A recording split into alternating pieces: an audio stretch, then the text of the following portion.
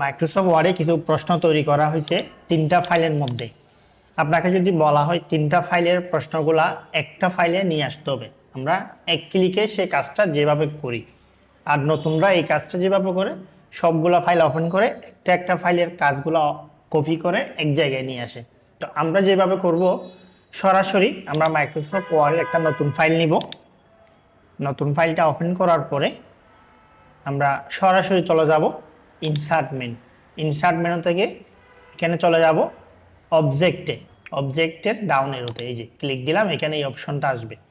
এখানে লেখা আছে টেক্সট ফ্রম ফাইল, এই লেখাটার উপর ক্লিক দিলে আমাদেরকে নিয়ে যাবে কম্পিউটারের ফোল্ডারে। এখন আমরা এই যে মাদ্রাসা রেজাল্ট এই ফোল্ডারে ঢুকলাম, ঢুকে এই তিনটা ফাইলকে আমরা সিলেক্ট করে দিলাম, করে ইনসার্ট করলাম। তাহলে ক্রমান্বয়ে রেজাল্ট শিটটা এখানে সিরিয়ালি চলে আসছে। এই যে প্রত্যেকটা ফাইল এক জায়গায় চলে আসছে, তিনটা ফাইল এক জায়গায় হয়ে গেছে। একদম শর্টকাট বা আমরা কাজটা করে নিলাম।